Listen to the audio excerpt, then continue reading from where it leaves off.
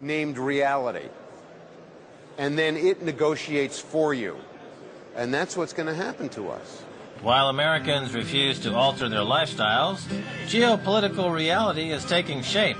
Both the Arctic and the Antarctic have been effectively annexed this year, the hope being that there are oil and gas resources there, enough to save the consumer from negotiating with reality for just one more day.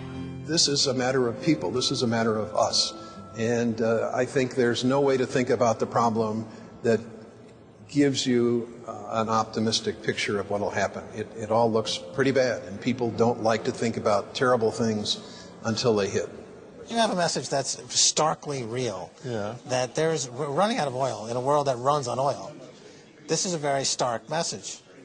Now, I'm just saying, have you run into situations where the response has been to rationalize the case for ignoring this issue must get to extreme levels? Because if you ask people whether oil, gas, and all the other stuff, whether fossil resources, whether they are finite or not, everybody says, of course they're finite. Yeah?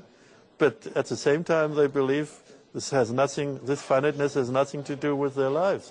And this is the error which is coming to the surface right now. It has to do with all our lives, not in a far distant future, when the last drop or whatever has been consumed, but now, when we are at this turning point from every year a little bit more to every year a little bit less. This is the kind of thing that can hit overnight effectively and cause the United States and the world economies to go into recession, which deepens each year. We're talking about maybe the worst kind of pollution, and that is people out of work and losing their houses and being basically destitute. Well, I guess I'm not going to find any answers here.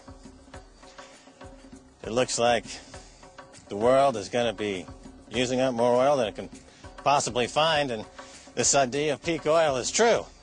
The world has hit peak oil. Of course, the natural thing to do in such a situation would be to conserve. Conservation is the way to go. Don't drive any SUVs. I mean, you're in the middle of the desert. What do you need an SUV for? Just drive a Camel. That's the natural way to go. Keep that in mind, okay? We'll see you next time. Bye, y'all.